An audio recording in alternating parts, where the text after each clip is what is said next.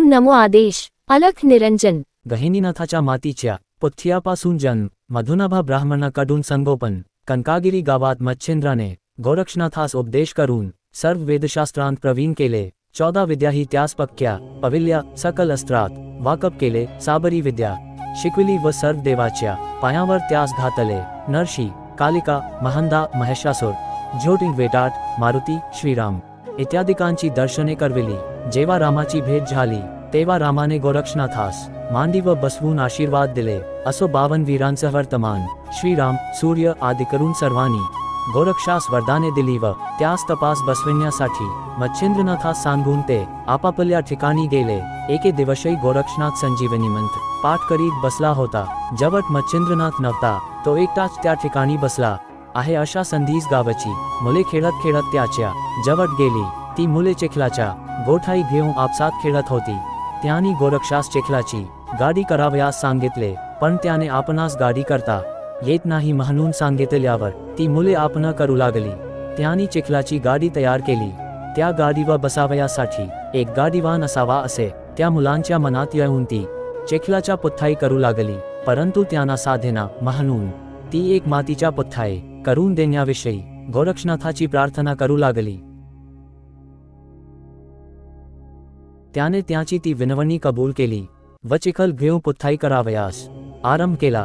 गोरक्षनाथ जो चिखलाच्या पुथ्थाई करील त्यापासून गहिनीनाथाचा अवतार व्हावयाचा वगैरे संकेत पूर्वी ठरलेला होता।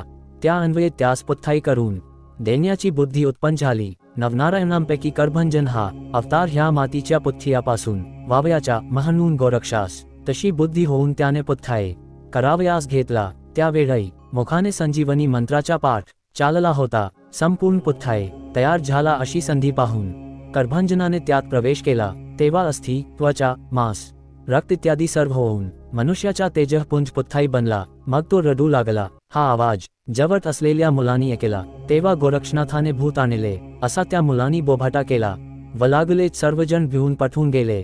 पुढे मार्गात मच्छिंद्रनाथाशी भेट होताच त्याने त्या मुलास भिण्याचे व ओढ करून लगबगीने धावण्याचे कारण विचारिले व तुम्ही भिवू नका म्हणून सांगितले। तेव्हा पुतळ्याच्या मजकूर मुलांनी सांगितला। मुलाचे भाषण ऐकून मच्छिंद्रनाथ विस्मयात पडला व काय चमत्कार आहे तो आपण स्वतः डोळ्यांनी पाहावा असे त्याने मनात आणले आणि मुलांस जवळ बसवून सर्व खानाखुणा विचारून घेतल्या। मच्छिंद्रनाथास मुलांनी दुरून ठिकाण दाखविले होतेच। तेथून एक मुलाचा शब्द त्यास ऐकू येऊ लागला। तेव्हा हा करभंजन नारायणाचा अवतार झाला असे मच्छिंद्रनाथाने समजून मुलास उचलून घेतले व तो मार्गाने चालू लागला।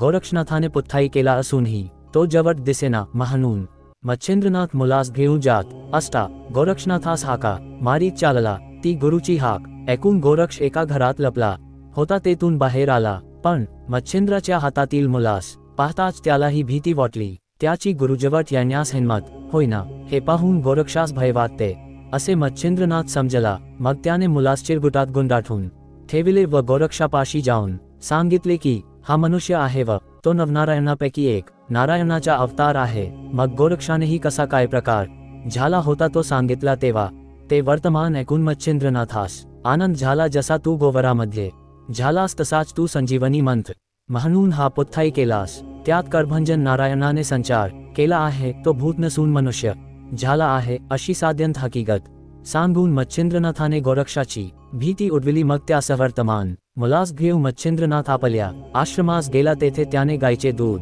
आणून मुलास पाजले व त्यास झोटीत घालून हलवून निजविले। याप्रमाणे प्रकार घडल्याची बातमी गावभर झाली। तेव्हा गावचे लोक भीतीस जाऊन मुलाची चौकशी करीत तेव्हा नाथ ही सर्व वृत्तांत सांगत तो ऐकून त्यांना नवल वाटे। मच्छिंद्रनाथाने आपल्या शिष्याकडून मातीच्या पुथ्थाई जिवंत करविला। यास्तव ब्रह्मदेवाकडून मच्छिंद्रनाथाची योग्यता विशेष होय असे जो तो बोलू लागला। तेथून पुढे तीर्थयात्रा करीत फिरताना मुलासही बरोबर नेणार असा मच्छिंद्राचा मानस पाहून त्यामुळे मुलाची अनास्था होईल। मुलाचे आईवाचून संरक्षण व्हावे नाही म्हणून मुलास कोणाच्या तरी हवाली करा असे पुष्ठानी मच्छिंद्रनाथास सुचविले। ते ऐकून तसे होईल तर फारच चांगले होईल असे नाथाने उत्तर दिले।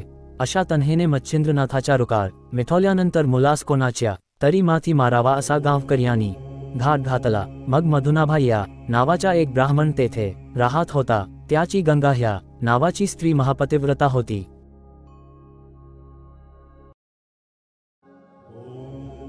तेथे राहत होता. त्याची गंगा ह्या नावाची स्त्री महापतिव्रता होती. उभयता संतती नसल्याने नेहमी रंजीस असत व त्यास कोणत्याच गोष्टीची हौस नसे. ती ह्या मुलाच्या प्रतिपाठ आस्थेने करतील असे जाणून त्यांच्याबद्दल सर्वांनी मनापासून मच्छिंद्राजवट शिफारस केली. मग अशा जगन्मान्य स्त्री पुरुषांच्या हातात गहिनीनाथासारखे रत्न देणे नाथासही प्रशस्त वाटले. त्याने मुलास गंगाबाईच्या ओटीत घातले आणि सांगितले की मातोश्री, हा पुत्र वरदायक आहे. करभंजन म्हणून जो नवनारायणांपैकी एक त्याचा हा अवतार आहे. ह्याचे उत्तम रीतीने संगोपन कर. तेने करून तुझे कल्याण होईल व जगाने नावाजण्यासारखा हा निपजेल. हा पुढे कसा होईल हे मातोश्री मी तुला आता काय सांगू. पण याचे सेवेसाठी मूर्तिमंत कैलासपती उतरेल. ज्याचे नाव निवृत्ती असेल त्यास हा अनुग्रह करील. याचे नाव गहिनीनाथ असे ठेव. आम्ही तीर्थयात्रेस जातो. पुन्हा 12 वर्षांनी हा आमच्या बाट गोरक्षनाथ येथे येईल. तेव्हा तो ह्यास अनुग्रह करील. मग मोहनास्त्र मंत्र म्हणून विभूती तिचे अंगावर टाकताच तिच्या स्तनात दूध उत्पन्न झाले. मग मुलास स्तनपान करविल्यानंतर तिने गावातील सुवासिनी बोलावून मुलास पाळण्यात घालून गहिनीनाथ असे त्याचे नाव ठेवले. पुढे मच्छिंद्रनाथ काही दिवस तेथे राहिला व गावकऱ्यांची रजा घेऊन गोरक्षासह वर्तमान तो तीर्थयात्रेस गेला. जाताना गोरक्ष अजून कच्चा आहे असे मच्छिंद्रनाथास दिसून आले. मग त्यास बदरिकेद्वार स्वामींच्या हवाली करून तपास लावावे असे मनात जाणून अनेक तीर्थयात्रा करीत करीत ते बदरिकाश्रमास गेले. स्वतः मध्ये बदल घडवून आणण्यासाठी वेळ दिलात त्याबद्दल आपले मनापासून आभारी आहे. व्हिडिओ आवडल्यास चॅनलला शेअर करा, लाईक करा आणि सबस्क्राईब करा. कमेंट मध्ये ओम नमो आदेश लिहिण्यास विसरू नका.